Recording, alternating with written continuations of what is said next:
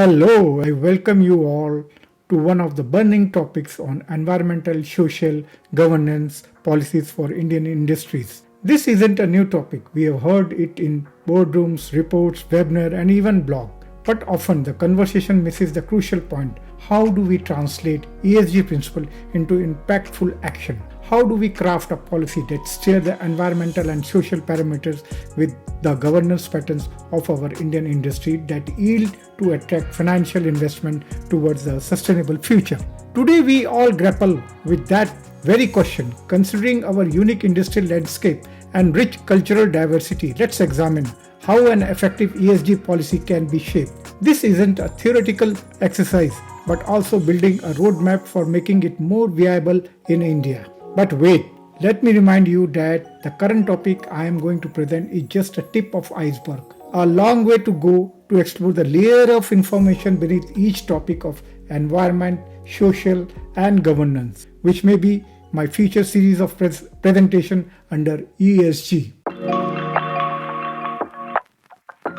So let us talk. Real impact, environmental, social, governance isn't just a trendy acronym but also provides a responsibility to give its meaningful interpretation, which makes it more powerful tool we can wield to combat climate change and build a more sustainable future for India.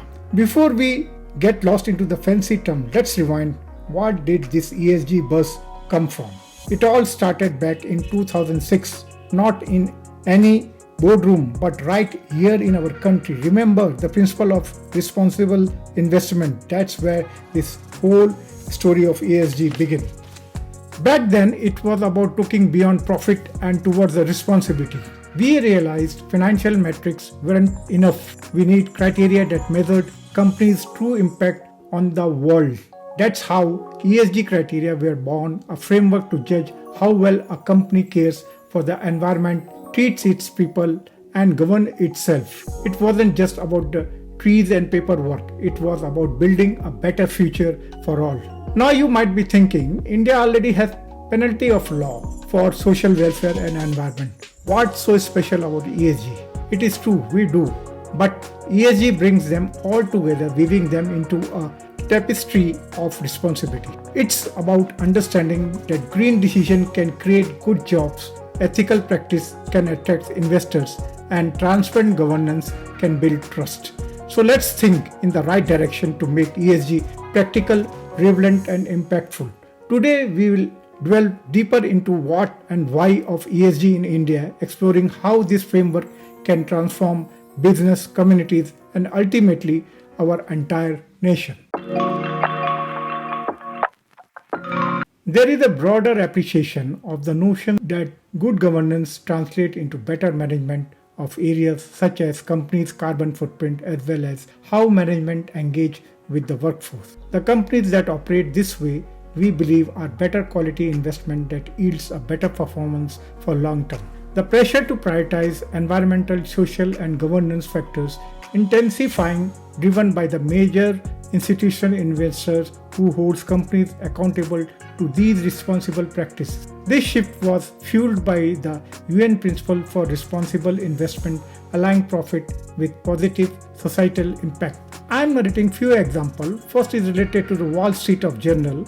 Global Advisor voted against the re-election of directors at 400 companies this year on the grounds they failed to make steps to add women to their boards.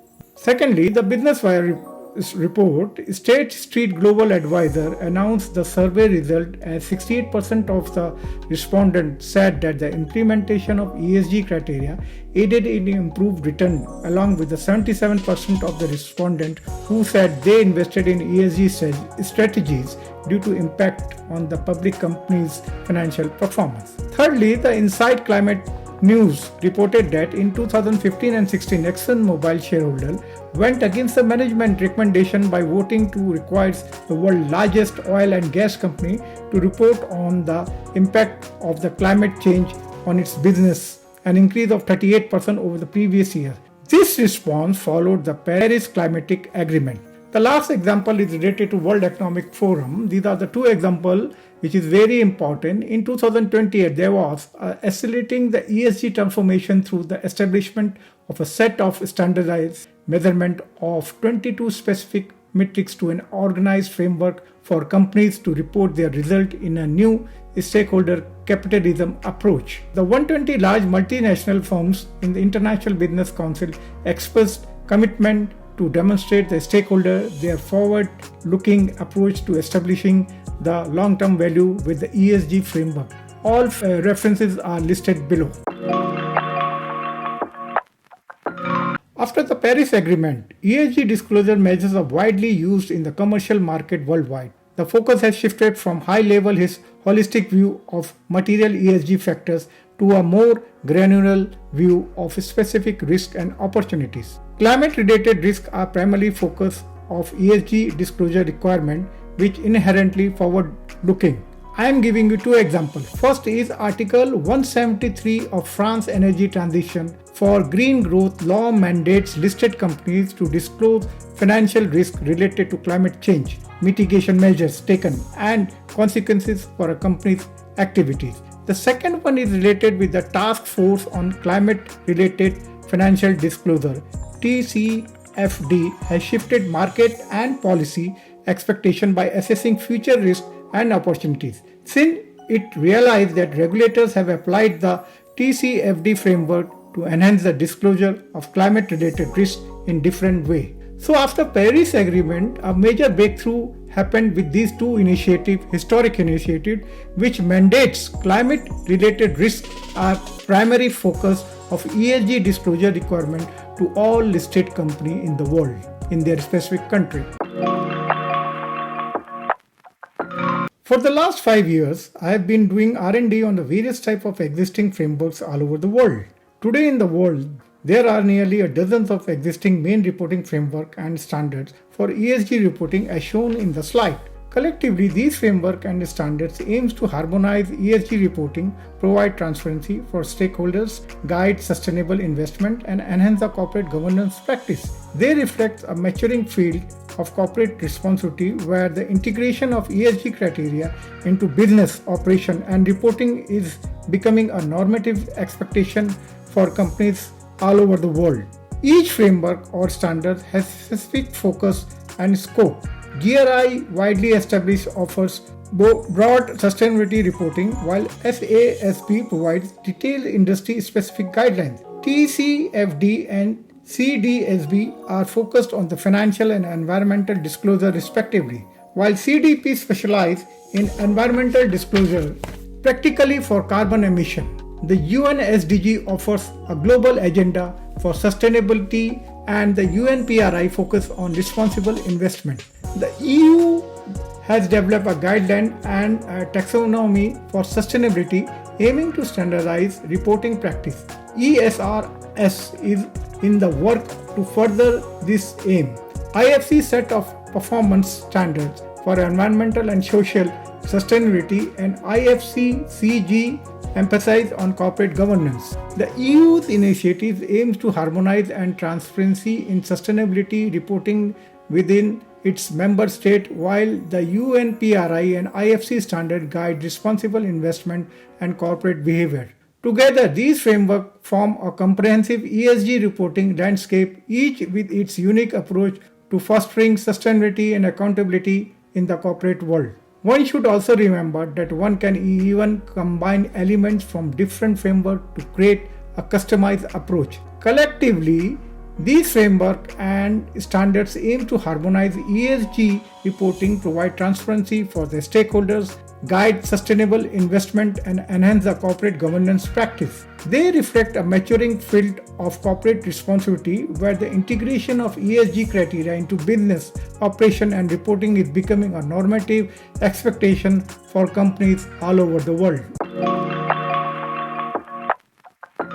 Well, I analyzed by creating a comparative matrix of various global ESG frameworks, identifying 12 key players and analyzing their origin, focus area within ESG industries, registration and reporting system, as of December 2020. The analysis revealed that the historically environmental and financial aspects were prioritized within the ESG reporting. However, following the introduction of UN 17 Sustainable Development Goals in 2015, there has been a significant shift. Presently, most of the ESG framework comprehensively addresses environmental, social, governance, financial, and economic dimensions. In India, the adaptation of these frameworks is promising, particularly as Niti Aayog has tailored the 17 UN SDG into indicator-based reporting, poised to craft a practical and effective ESG framework suitable for the country's unique industrial and governance landscape. While the UN SDG are exemplary, pinpointing the single best ESG framework is challenging because the appropriateness of the framework depends on the specific objective, stakeholders' expectations, and regulatory demands of each organization. Moreover, the Climatic Disclosure Standard Board, established in 2007, has made a significant stride aligned with the prominent organizations like World Economic Forum and the International Emission Trading Association. Its scoring system has gained recognition on 7 international stock exchanges, underlying the importance of stock exchange in ESG reporting, which I plan to explore more further in the coming presentations. Despite the CDSB success in the Western market, its direct application in India may not be feasible due to nascent stage of ESG adaptation in the country. Indian industrial growth is informed by its unique technological capabilities, environmental legislation, and cultural dynamic. Nonetheless, the option to leverage UN SDG indicators for developing India's own ESG framework remain an option and viable avenue. Now I am going to explain you 6 major issues of ESG. Today, ESG frameworks are designed to report on environment, social, and governance metrics of business. However, different framework focuses on different aspects of ESG, with some being more inclined towards the environment, while others focuses on the social or governance aspect. There is no convergence of parameters according to the country's specific industrial setup and prevailing law for industrial development. The majority of the company report ESG in their annual sustainability or corporate social responsibility report, but such reporting misses out the community needs and the social audit. Consistent and transparent ESG reporting for financial and non-financial metrics is difficult to put in place. Nearly 12 reporting framework guides companies on how to measure, assess, and report on their ESG initiative, risk, and opportunity. The majority of ESG frameworks are more inclined toward the financial reporting, missing the inclusion of sustainable development goal focused metrics. However, a consensus is emerging around the world for building a societal impact matrices based on the 4 key pillars: principles of government, planet, people, and prosperity, which coincide with many elements of ESG. One crucial aspect often overlooked in ESG framework is the absence of links to specific elements directly or indirectly impacting sustainability. Let's delve into these gaps using example of World Bank and IFC funded projects in India. The slide reveals requirements stipulated by these international entities marked in blue, while the India's existing federal framework covers those indicated in green. The glaring red highlights what's missing, potentially crucial aspects for Indian ESG journey. This begs the question, could we be overlooking vital elements without realizing it? Imagine an ESG framework resembling an intricate tapestry. Each missing link represents a thread left dangling, weakening an overall structure and limiting its impact. The red flagged elements in the comparison could signify the significant blind spots in India's current approach. So developing a robust ESG framework for India demands a proactive approach towards identifying and integrating missing links, actively incorporating relevant elements from international standards tailored to our unique federal structure and development goal is essential for weaving the tapestry of sustainable progress. Only through such comprehensive and context-sensitive efforts can we ensure that our ESG framework effectively guide India's journey towards a greener and more equitable future. Another crucial aspect to consider is the multitude of relevant laws in place. Under the Rehabilitation and Resettlement Program, we have RFCTL ARR Act of 2013 governing the land acquisition. Corporate social responsibility is mandated by Section 135 and the relevant subsection of the Section 469 of the Company Act of 2013. Further detail in the company's policy rules of 2014. Corporate environment responsibility is a requirement particularly for the green and brown project. There are also specialized laws tailored for the various industries sector. Moreover, the human workforce is protected and governed by the comprehensive labor and welfare law. Additionally, there are regulations aimed at minimizing risk across diverse industrial sector. Among other legal providing a valuable resource for building a comprehensive ESG framework. This revised version highlights the key point, the existing of the strong legal foundation without getting bogged down into the individual law. It also emphasizes the diversified aspect covered by these laws, showcasing their potential contribution to an effective ESG framework. So, considering all these types of law, understanding how to link ESG indicator into an effective framework requires carefully consideration of different approaches. Three main perspectives emerges, as I have already told you in my previous presentation. First is the welfare approach. This view development as the public goods like education or healthcare delivered by the state NGOs to reduce the poverty and progress. Second is right approach. Here, human rights are central to development. The state must provide services that empower local population and foster self-sufficiency. And the last is sustainable approach. This emphasizes meeting the needs of the current and the future generation equitably, considering the environmental impact of economic growth.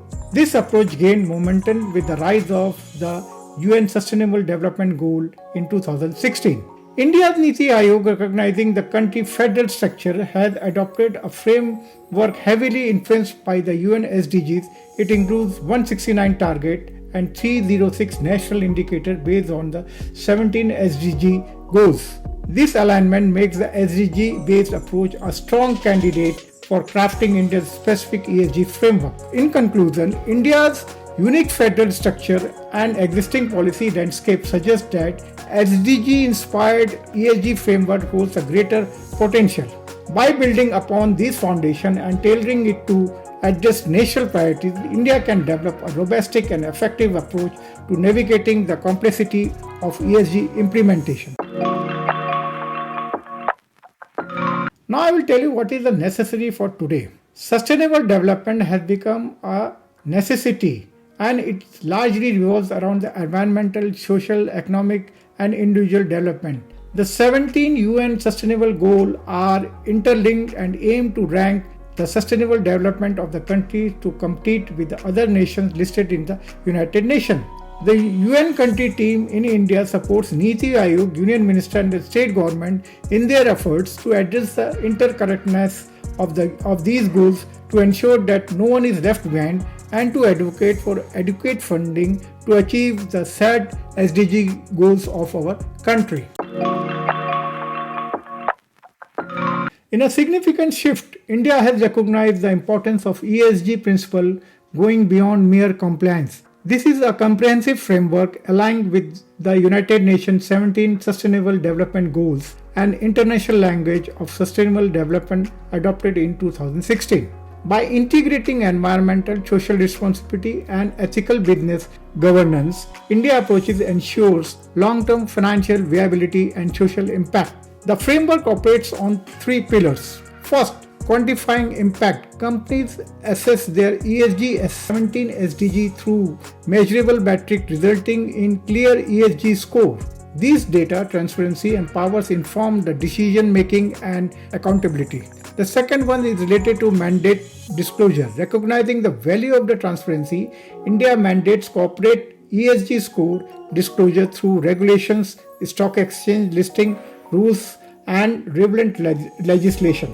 This ensures consistent reporting in investor confidence. And the third one is the tailored approach, understanding the unique needs of different sectors. India has implemented specific ESG regulation for bank, insurers, and investors. This sector focus guidance promotes targeted compliance and effectiveness. Well, this slide discusses the unlocking the new opportunities for India upcoming ESG scheme. India gear up with the landmark initiative, the Environmental, Social and Governance ESG Framework for Business, Finance and Economic Enterprises. The scheme welcomes all manufacturing and trading industry who recognize the value of ESG principle and aim for increased transparency and ethical practice. The framework offers two distinct participation categories. The first one is the competitive advantage. Companies seeking BSE or NSE listing, including existing listed entities, can leverage ESG certification to gain competitive edge and attract ethical investors. Certification showcase a commitment, sustainability and responsible business practice, potentially boosting investor confidence and the brand value. Second is fulfilling the corporate duty under the Company Act 2013. CSR mandate environmental social responsibility along good governance. Enrolling in ESG scheme provide a robust framework for fulfilling these obligations, ensuring responsible resource management, employee well-being and ethical business conduct. Well, these slides explore the connection between environmental, social and governance framework and the United Nations Sustainable Development Goal. Let us delve into specific goals categorized under each pillar. For environment, goals 6, 7, 11, 13, 14 and 15 focus on environmental sustainability encompassing water management, energy, sustainable cities, climatic action, life below water and life on land. The second is the social goals is 1, 2, 3, 4, 5, 10 and 16 addresses social well-being including poverty eradication, hunger, health, education, gender equality, reduce inequality and peace, justice and a strong institution. While the third governance goals are 8, 9, 12 and 17 pertaining to responsible governance covering decent work and economic growth, industry, innovation and infrastructure, responsible consumption, production and partnership for the goals. Interestingly, experience suggests that the strong business governance practice act as a catalyst for achieving both social and environmental goals. Effective corporate governance can foster responsible resource management, ethical labor practice and sustainable business model, ultimately driving progress toward the environmental and societal objective. Finally, it is important to note that all development program and scheme implemented by the Government of India contribute to these 17 SDG goals in some way or the other. Whether it is providing essential services or building infrastructure, every initiative plays a role in advocating sustainable development across environmental, social and governance aspects. This reframed content highlights the interlinked nature of SDGs and their connection to the ESG framework. It emphasizes the key role of business governance in driving both social and environmental progress and acknowledges the broader contribution of the government initiative to ESG achievement. The slide mentioned present the major classification of the global indicators framework for the Sustainable Development Goal. This framework was developed by the interagency and expert group on SDG indicators and agreed upon as practical starting point at the 47th session of the UN Statistical Commission held in March 2016. The report of the Commission, which included the Global Indicator Framework, was then noted by the Economic and Social Council as its 17th session in June 2016. The Global Indicator Framework includes 231 unique indicators that are largely classified under ESG grouping. These indicators are classified into three tiers based on their level of methodological development and the availability of the data at the global level for all countries.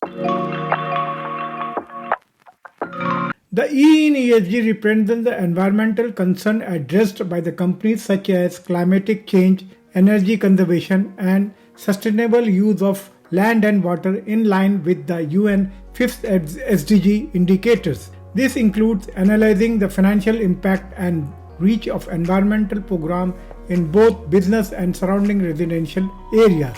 The S focuses in ESG on social factor encompassing employees' welfare and rights and broader social issues like poverty reduction, health, education, and gender equality. These initiatives are assessed using standard metrics based on the UN 8 SDG indicators, evaluating the financial viability and impact with the company and the local community. The G in ESG emphasizes governance, focusing on accountability, transparency, and equitable decision making in corporation. It aligns with the UN SDG on responsible consumption, peace, and partnership, incorporating a two-tier system, one at the industrial level and other in the corporate governance, involving various stakeholders and directed by the governing body. Continuing from the previous slide, I had already explained three main parameters of ESG as environment, social, and governance. However, owing to my experience, I inculcate two more parameters under the governance as F and E. The F in ESG refers to the financial status of an entity, which is determined by analyzing its total turnover and expenses under different heads. This analysis helps determining the eligibility of the entity for financial assistance. The E in ESG pertain to economic progress, which is concerned with an entity capacity to produce higher valued goods and services with the use of the same or the equivalent resources. It covers the UN 3 SDG indicators and explores business relations with clients, suppliers, investors, and the surrounding community. This slide shows the value creation of the ESG framework. The ESG framework provides an avenue for investors, shareholders, and money lenders to screen investments and assess the company's business impact around the world.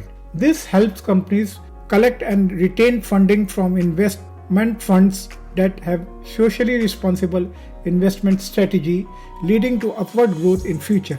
It enhances the business to business and business to community activities engulfed by the corporate ethics and business operation. The framework also generates investment and assets optimization not only in business but also for the community, enhancing investment return with the sustainable action largely relying on the ESG framework. This will respond to the country's development agenda and help investors and promoters make the right decisions through policies and regulation affecting banks, insurers, and investors. Low carbon emission, less use of energy and water, etc., reduce the cost of production and equally opt for alternative sustainable source of making not only the sustainable business dealing but also community initiative for developing sustainable infrastructure as well as the desired services to the resident population surrounding from the business point.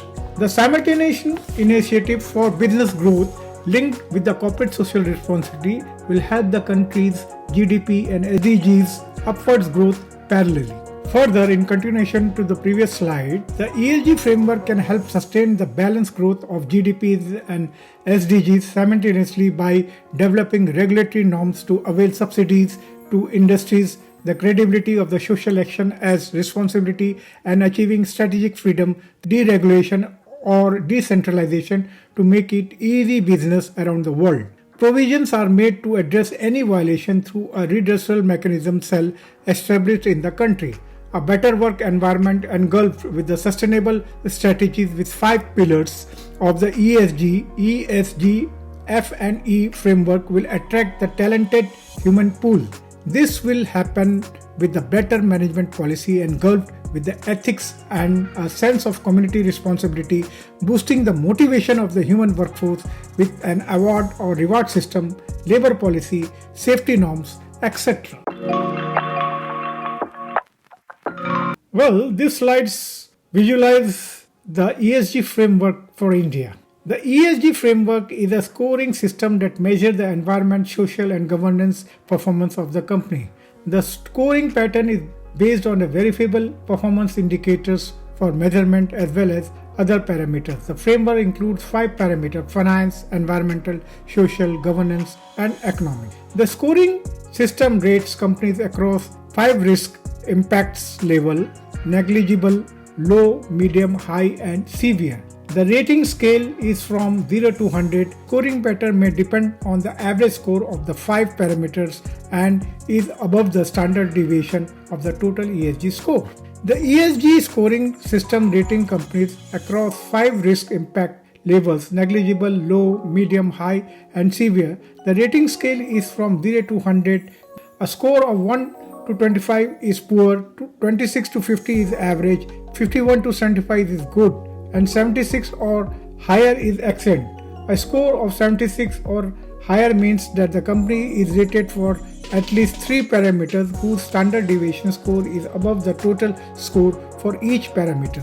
The transparency could be sustained by displaying at the national level census index with few parameters. This should be done by a certified agency of the country. Further, it should be noted, scoring policies can become more complicated depending upon the nature of the industries and processing work. To develop an ESG matrix, I interacted with the industrialist and brainstormed with the other experts. Based on these experiences, I classified the main pillars of environment, social, and governance with their subcategory and related themes to be explored over 3 to 5 years as a base for evaluation. I explored authentic source of data and defined the appropriate point system using the weighted index or any other desirable statistical method for analysis. Further, the subcategory for ESG are well defined to understand the activity linked with the ESG monitoring system that helps to calculate the ESG score. Although utmost care has been taken, it still varies depending on the nature and the size of industry, showing the need to include more variables or delete inappropriate ones. So now looking at the Indian pattern of doing business, the rating system process is competitive enough with the other similar rating system in the market. Now policymakers can make value judgment in context of our country's industrial set and link the score pattern through any arbitrary body like SEBI to link at the stock exchange either at BSE or NSE. Now I am going to show you some examples related to ESG fund in Indian business. The COVID crisis has led to surge in investor interest and money falling into ESG funds, according to the director of the fund research at the Morningstar India.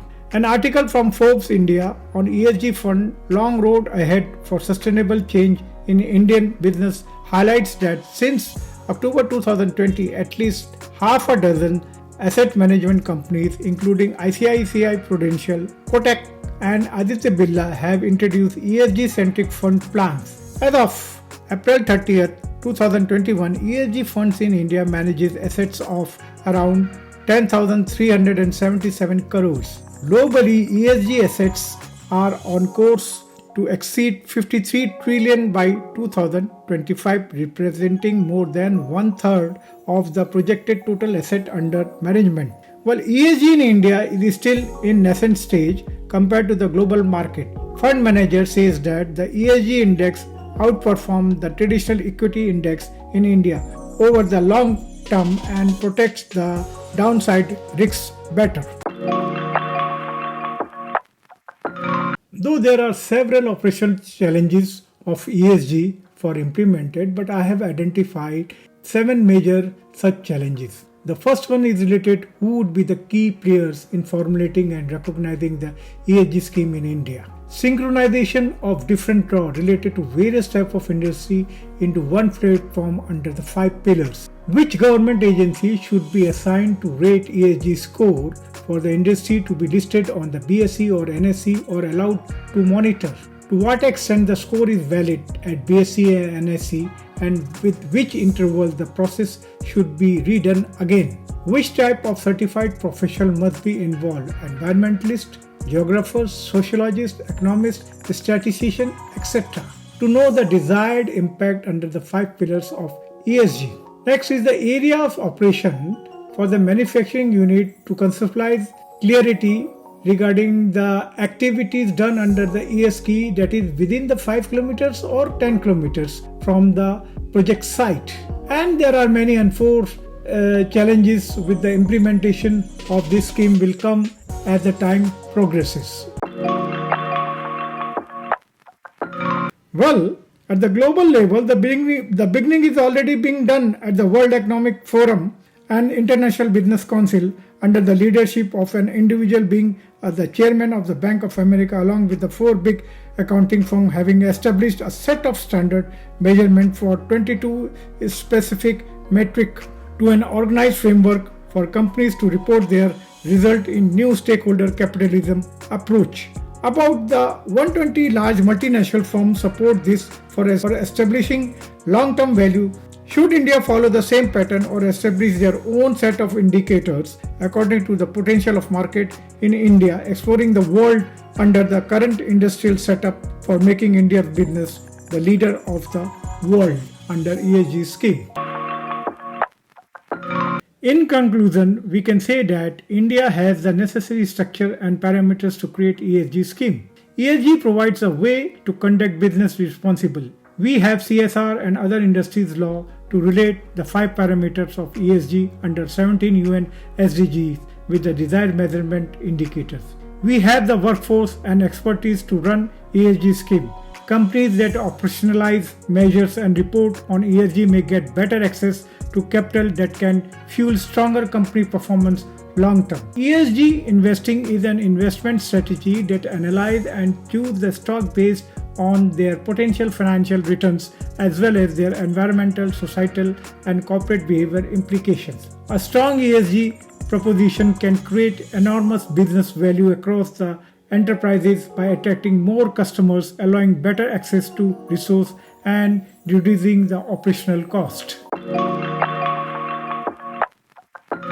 Is there any way out? Yes, with the key stakeholders like Niti Aayog, all ministries, concerned ministries, and industrial bodies. Unified India can build up a robust ESG system based on the 5 pillars: environment, social, governance, finance, and economy, form the foundation of ESG framework. A dedicated non-commercial rating agency can assess companies based on the 17 SDGs and issue ESG scores. Recognizing these scores on the stock exchange, either on the BSE or NSE, provide transparency and value judgment for investors. Companies must disclose ESG scores, integrating them with the security regulations and the financial sector policy. This comprehensive framework attracts global investors while ensuring responsible growth. India could develop an ESG policy by achieving consensus among the key organizations like Niti Aayog, Ministry of Finance, and FICCI, focusing on the 5 ESG pillars. This involves appointing a semi-government rating agency for accreditation and assessment aligned with the 17 SDGs. The strategy includes recognizing ESG rating in stock exchange, integrating ESG assets inventories with the measurable SDG impact, mandating corporate ESG score disclosure, and implementing financial sector specific regulation for banks, insurers, investors, aiding in the value assessment for stakeholders. Well, today's presentation offers a hypothetical model yet detailed exploration for ESG criteria, and the development of an ESG framework tailored for India is utmost necessary. It underscores the role of ESG strategies in securing long-term returns and their effectiveness in attracting environmentally awareness consumers and investors. The research for this presentation spanned from 2015 to 2020 and was finalized in my studio in January 2021. I had a privilege for presenting this at the 11th Virtual Conclave on 30th July 2021 at the Quality Council of India, and the webinar can be accessed through the provided links in the references. Following the positive response and the growing interest, I was invited by the National Productivity Council to impart a series of training sessions on the status of ESG in India. These sessions are designed for both novices and ESG professionals in the various industries. So stay tuned for the upcoming module series on my channel next week that will delve into ESG in Indian context. Best wishes till then. Bye bye.